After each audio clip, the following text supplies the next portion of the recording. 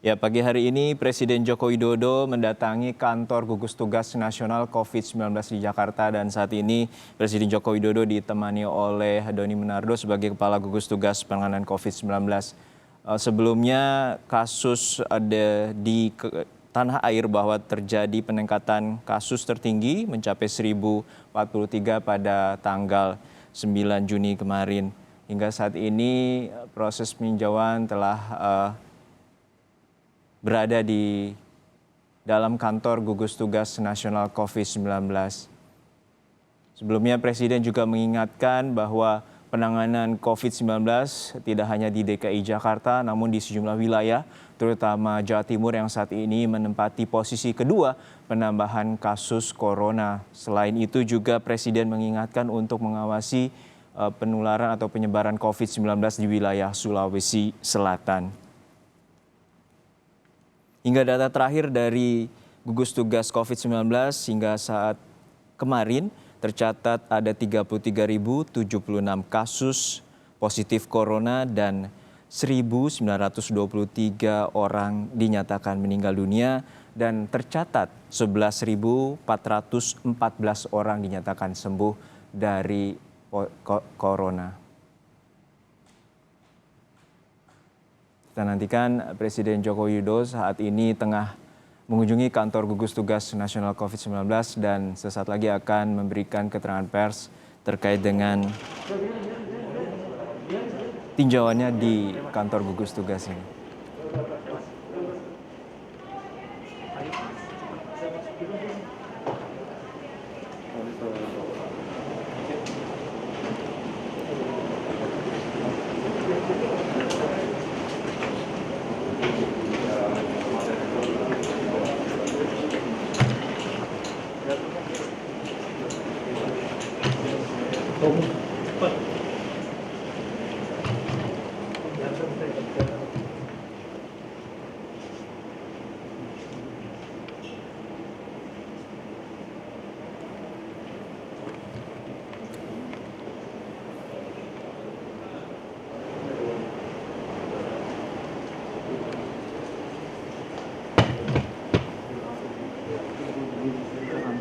Hingga saat ini tercatat dari data gugus tugas COVID-19 bahwa per tanggal 9 Juni kemarin tercatat ada 33.076 kasus positif corona di Indonesia dan 1.923 orang dinyatakan meninggal dunia karena corona dan 11.414 orang dinyatakan telah sembuh dari penyakit warahmatullahi corona. wabarakatuh. Selamat siang dan salam sejahtera untuk kita semuanya yang sama-sama kita hormati, kita banggakan, kita muliakan Bapak Presiden Republik Indonesia, Bapak Jokowi, yang saya hormati Bapak Menko PMK. Kami laporkan Bapak Presiden pada Vkon siang ini dihadiri oleh 34 gubernur. Kemudian juga seluruh menteri, Menko yang tergabung dalam unsur pengarah juga mengikuti acara ini Bapak Presiden. Kami laporkan Bapak Presiden, setelah kami mendapatkan perintah dari Bapak Presiden tentang program penanganan COVID, maka kami mencoba untuk merumuskan strategi. Mengingat salah satu poin penting dalam tugas itu adalah bagaimana gugus tugas bisa meningkatkan ketahanan nasional di bidang kesehatan.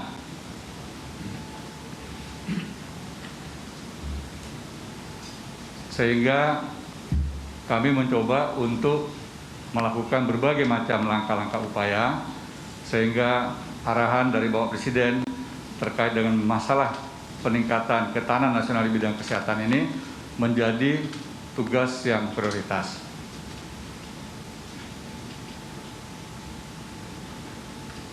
Kemudian, mengingat BNPB belum ada suatu organisasi yang membawahi masalah epidemiologi, kami menyusun sebuah struktur organisasi yang merupakan kolaborasi pentahelik dari berbagai macam latar belakang Pak Presiden. Kemudian organisasi inilah yang sekarang bekerja untuk membantu pemerintah, membantu kami semua, membantu kita semua agar dapat merumuskan sebuah kebijakan yang tepat.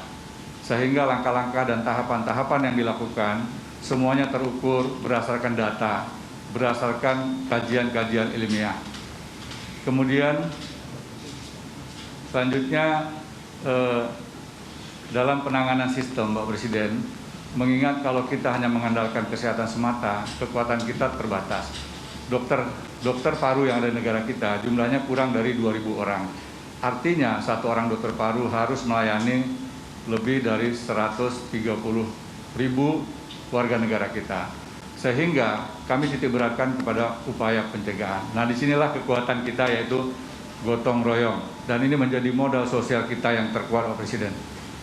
Kemudian pendekatan keilmuan melalui kemampuan di bidang kepakaran, baik itu kesehatan, epidemiologi, dan juga melibatkan teknologi. Ini semuanya kami rangkum dalam suatu sistem, Pak Presiden.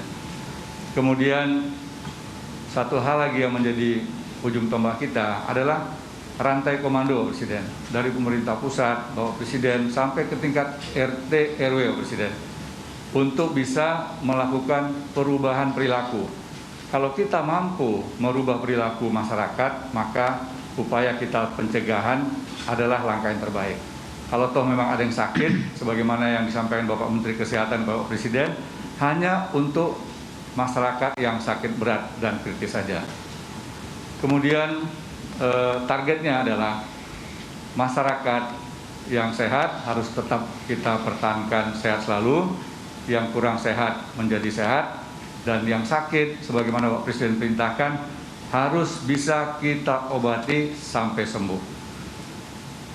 Oleh karenanya tahapan-tahapan ini, Bapak Presiden, harus kita lakukan secara hati-hati.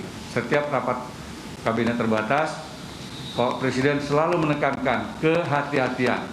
Nah, langkah-langkah inilah yang kami lakukan secara paralel. Karena apa? Karena ternyata jumlah masyarakat yang kehilangan pekerjaan juga semakin banyak, Presiden. Jadi kami mencoba untuk merangkum, merumuskan sebuah program sehingga paralel agar tidak terpapar COVID, tetapi juga tidak terkapar PHK.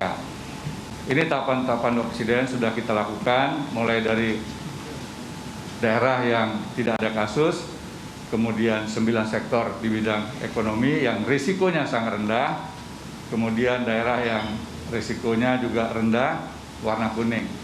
Nanti secara teknis akan disampaikan oleh Profesor Wiku dan tim. Lanjut. Adapun pendidikan, karena risikonya tinggi, adalah bagian terakhir yang nantinya kita jadikan sebagai program Presiden. Kemudian hasil yang sudah kita lihat sekarang, ada 44% wilayah kabupaten kota secara nasional dari 514 kabupaten kota yang statusnya adalah risiko rendah dan aman, Bapak Presiden, yaitu warna kuning dan warna hijau. Kemudian setelah sektor ekonomi kita sampaikan ke publik, maka kita lihat ada hal yang positif, rupiah langsung menguat, Bapak Presiden. Dan juga menurut Gubernur Bank Indonesia, cadangan devisa kita tetap berada di atas 130 miliar, dan salah satu kajian dari Politico, salah satu lembaga, menempatkan Indonesia berada pada posisi yang relatif cukup bagus, Pak Presiden. Nah, inilah sekarang sedang kita jaga momentum ini. Ada beberapa daerah mengalami peningkatan, tetapi kita yakin pembagian tugas antara pusat dan daerah sudah semakin baik, dan kami sesuai perintah Pak Presiden, daerah-daerah yang relatif berisiko tinggi tetap kami kawal.